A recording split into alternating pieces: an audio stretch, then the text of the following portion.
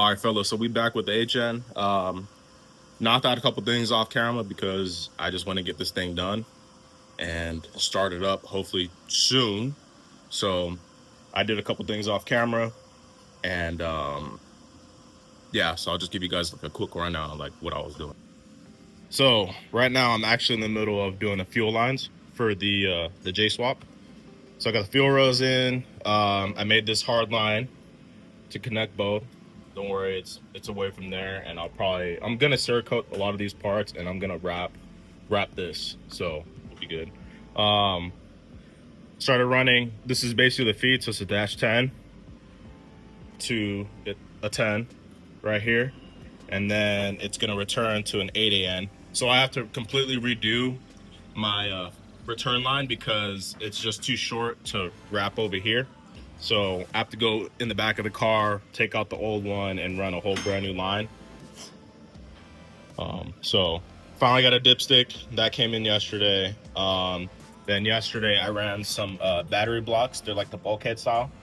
Those look really clean. I'm gonna run the battery cables and the stuff for the charge harness for the alternator and the I guess the starter. So that'll get done. What else? Got a couple of things that I'm gonna be using. So for the battery cable, I'm gonna be using, it's a 0 gauge wire, welding wire, and then I have a 4 gauge wire for the starter and the alternator.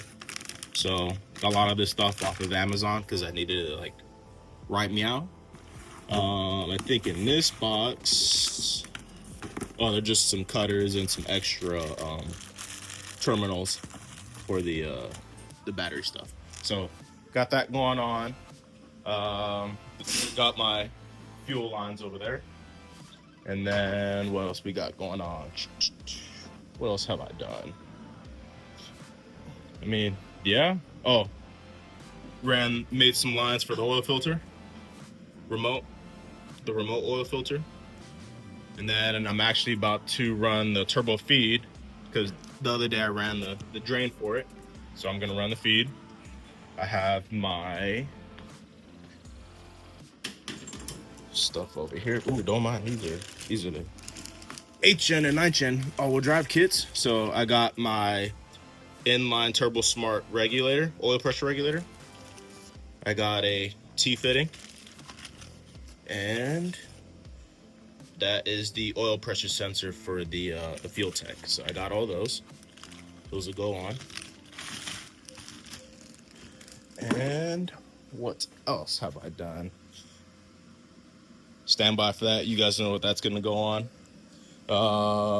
And I think that's pretty much it. I mean, I'm just chipping away at this thing. Like, I don't see why I can't start it up, maybe next week sometime. I don't know, we'll see. Oh, I gotta get another coil pack. And the spark plugs in the thing too as well. So, but yeah. I haven't done any of the coolant stuff and the air to water plumbing because I just want to turn it on because like if I ever have to like work on another car or whatever or clean my garage, I always have to push this thing out and it gets really old really fast because I always have to call a friend to help me push it back up my steep driveway. So I want to get it started up so that way it could just move on its own power, and I just want to hear it. So and then I got Colby over here learning how to weld the 8th gen camber arm brackets for the all-wheel drive kits. And then I'm gonna work my way in here to do the actually, let me show you on the other side. Ooh, Sabon. We got those battery blocks over there, and then this is my separate switch panel for like my lights and my blinkers and all that stuff like that. And then in that empty little box area right there, that's where the relay box is gonna go. So a lot of work going on in this thing. And then I have to wire up. So I got pretty much the wire harness is good. Only thing I have to wire up now is where is it? These are the wires for the damn, what's stuff? What the hell? for the crank position sensor. So I'm using a regular like Hall sensor, and I made a bracket that'll hold that sensor down there. So I just got to wire this up to a 3-pin DTM connector, and yeah, and it should be good. That way I'll have cam and crank, and I'll have fuel, and I will have spark. So everything you need to turn on the car on Fuel Tech will be there.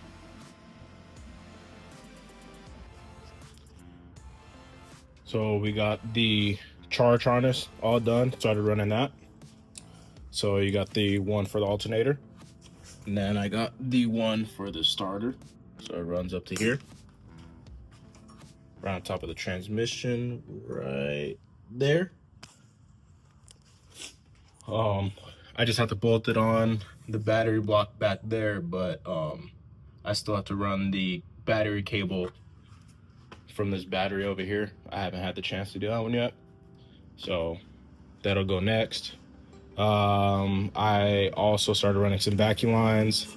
The fuel lines are 100% done. Regulators in there. They're running in the back over there. Kind of see it. I also got the, what is it? The crank position sensor is all good now. I modified the crank trigger for this. And then I marked on the crank pulley itself TDC because I gotta, verify everything with the timing light. So that's all good. Oil feed for the right over there. So that's the oil pressure sensor. It's on a T. And then if you look on the back, let's see if I can show you guys. There's the oil pressure regulator. That's all good. It's ran up to here. So I have a constant 40 PSI worth of oil pressure going in the turbo the whole time. So that's all good. I gotta bolt down these grounding straps. And then we'll make one on this side as well. Let's see what else. Man, I don't know. There's just so much stuff I've done. Oh, I had to switch the injectors because I had them backwards. And then what else? IT's good. Yeah, I mean, started running the harness to the inside. I'm gonna wait to make a bulkhead fitting for the mil spec connector, the quick disconnect. Once I drop off all the stuff for like powder coating and Cerakoting, I'm gonna be able to access the back of the firewall a lot easier, so I can knock out a lot of that stuff. But I'm getting everything kind of like in there pretty rough, so I can start the car up. What else? Man, your boy's been in here putting in this work. Oh, I got the timing belt cover back on. I had to mark where on the crank pulley itself where TDC is at. So right now the motor is at TDC. So you got both cams lined up, and then the crank pulley is lined up on the bottom as well. It's actually a lot easier to time one of these compared to a K series, which is kind of nice. I gotta readjust that. But yeah, I mean, we're getting there. It's looking more and more complete. Soon I'll be able to turn this bad boy on. So I had this. Some of you guys might be wondering, where the hell did I get this? So I had a buddy back in Virginia where I was stationed. He was big into speed threes, and I guess they use this a lot because those cars are known for like blow by. So I actually just bought one myself, and it actually has the same thread pitch as a Honda. So it's pretty nice to have that. Since I don't have a catch can right now, I got to fab one up, and I also got to weld some bugs on the valve cover itself. So I'll just do that for now until I make that. And then what else? I mean, yeah, that's it. Looking good.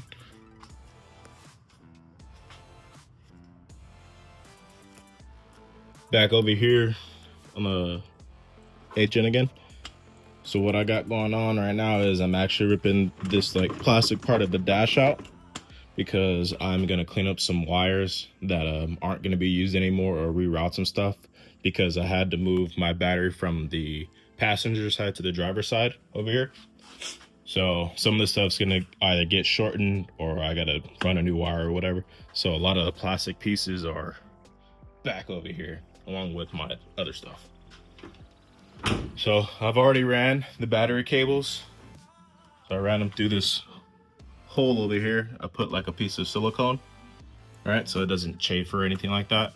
And then I loom the battery cables. So I got the, I think it's like a 0 gauge power wire. I'm pretty sure it's overkill, but you know, I'd rather be over prepared. And then I just used this old negative terminal battery cable from the last setup. So everything got ran through the fender, comes out over here, and then is right over there, almost battery blocks. So I got some stuff all over the place right now, and yeah, I'm just gonna keep knocking out a lot of this stuff. So should be ripping the dash out pretty soon. Trying to figure out, it's been a while since I ripped this thing off, but I'm trying to figure out what is holding onto this. Take that off.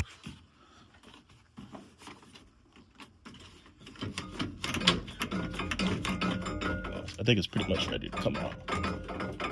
Something over here holding it. I can't figure it out. I don't know. I'm gonna put the camera down so I can concentrate on getting that out. So this is what I got going on so far. Let me get a comfy little seat. So a lot of the wires a couple of the wires I was able to get rid of because it's tied into the actual engine harness. So, which is kind of nice. It cleans it up a little bit. So, here's the relay box and the separate switch panel that's for my turn signals and stuff like that. So I bolted down the relay box and I'm just starting to connect stuff. So I just got to connect the power and the negative for it. I just have to tie in the battery block that's over there on the firewall over there. I had to tie it over here. So I just finished making this battery cable right here, and it'll tie both of those in together. So now everything like the ECU and the switch panel and the relay box, everything's gonna get power. And then, oh, some of you guys might be wondering what the hell this is. This is a separate relay panel I made for the power windows. I have a switch that's on one of the plastic panels back here, so this will allow me to open and close the power windows. So I got it labeled as driver and passenger. That was a pain in the butt to make. I'm glad I don't have to do it again, so it's kind of nice. But yeah, I'm just over here chipping at it slowly. What else do I have to do? Yeah, I mean, this should be pretty straightforward. Little madness going on. But yeah, once it's all done, I'll clean it all up, and then it'll look, you know, less stressful, because I know like right now my anxiety is kind of up looking at all this. So, but yeah, I'm getting there.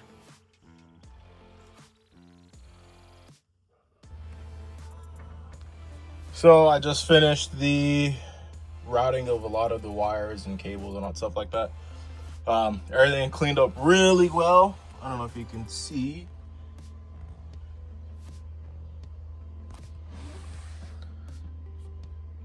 Right now I'm just putting on like the little skin of the dash, but everything cleaned up pretty good. Just buttoning everything up. You know, we're getting really close to starting this hole up. So I'm gonna just keep chipping away at this electrical. So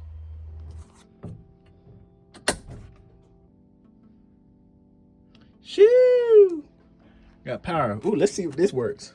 Oh shit, my boy. And we can almost go hot. All right, let me cut this off. I need some powder. Now that, you know, I've confirmed that some of our wiring is good so far. One thing I have to do right now is actually wire in the air fuel ratio gauge. So it's pretty nice. So Formworks actually included a 6-pin DTM connector. So all I gotta do is just cut to length what I need, because like when you get these from Fuel Tech, they're super long and it's kind of annoying. So all I gotta do is just cut off what I need and then wire it to that 6-pin DTM, because he already wired it into the harness itself. So I'm gonna make it look as clean as possible, because I kind of don't want any wires hanging down like my last setup was. So, but yeah, that's how everything's looking like so far under there, nice and clean. So keep going. Yes sir, you know what this means. We're getting real close. Just filling up a Semi 85. I just finished wiring up, or rewiring up the fuel pump. So yeah, we about to see if we can get this started. All right. Oh, it's freaking hot. So right now, I wired up the fuel pump. Fuel pump works. Starter works. You guys seen earlier. I'm not gonna push it again. I got everything plugged in right now. So right now, I'm gonna get a base map put into this. I have no idea what I'm doing. I'm just gonna put what I can and then let Miles take over the rest, because I don't know what I'm doing. So in theory, everything that's needed to turn it on is in there. There's no fuel leaks right now, no oil leaks after I primed it a couple times, but we'll know if there's any leaks once it's building some actual pressure. So yeah, I'm just waiting for my computer to turn on, and I'm gonna get a base map put on. So we'll see.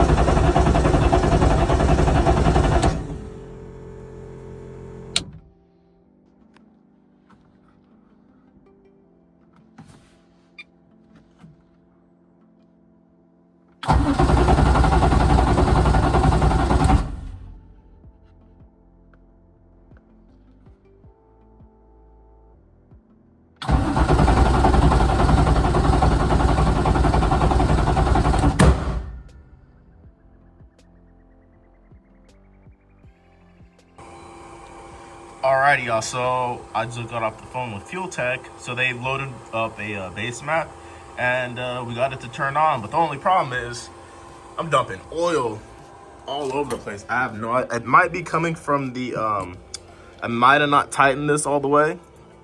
So we'll see. But I'm gonna diagnose it real quick. But she turns right on. I would turn it on right now and show you guys real quick, but I lost a good amount of oil, and so even though this is a stock motor, I'm not trying to risk blowing this up yet, because I don't feel like getting another one. Not right now. And throwing it in. Mainly throwing it in. That's the biggest deal.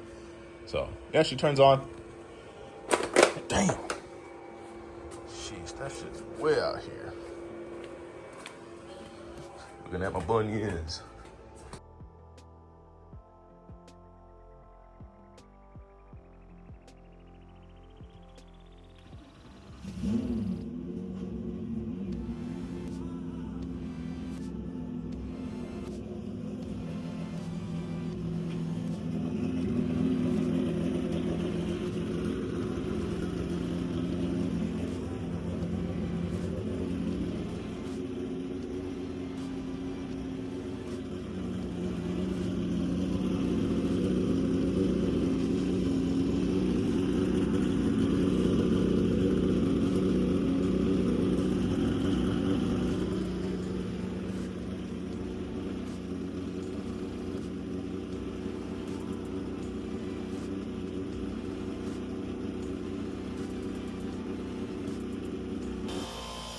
So I drove the car all the way out here.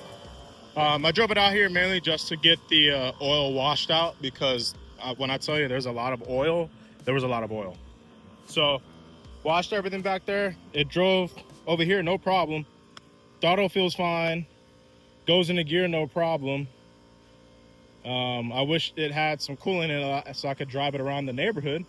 But yeah, we are getting there. It actually turns on its own and moves on its own. So it's nice.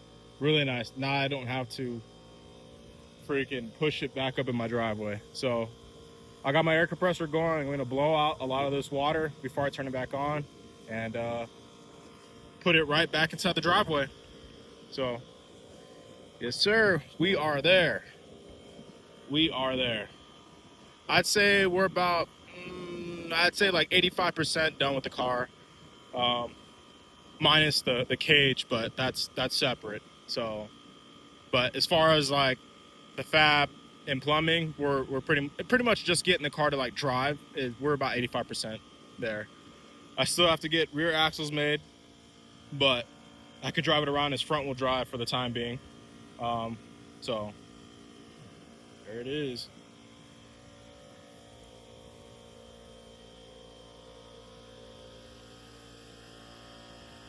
It sounds so tough, and it's crazy because it doesn't even sound like a like an H-chain.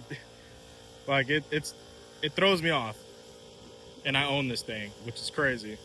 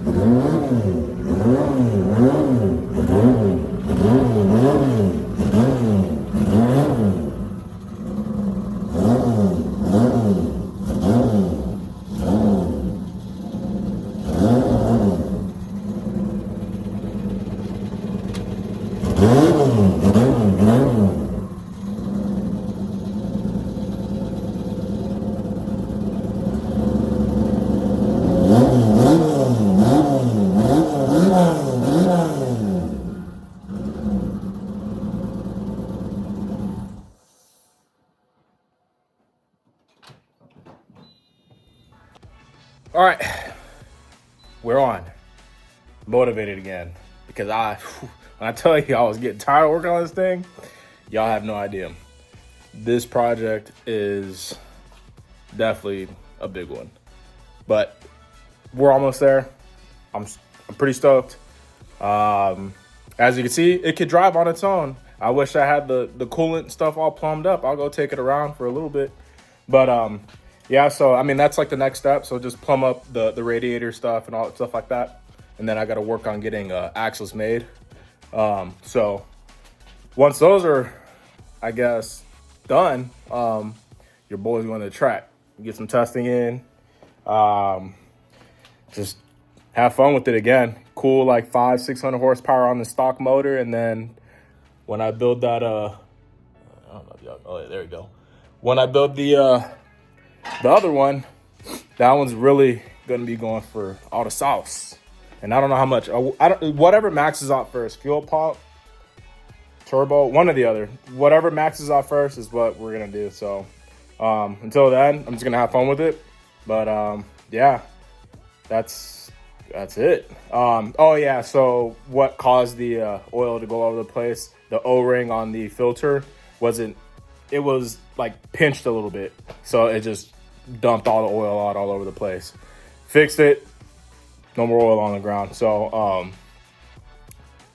yeah, it's good now. So just gonna mess around and get the rest of the stuff done on the HN and just keep it moving. So I mean that's pretty much it for this episode on the JDK all-wheel drive HN. Yeah, please like, subscribe, comment, help your boy out so we can do more cool things. So later.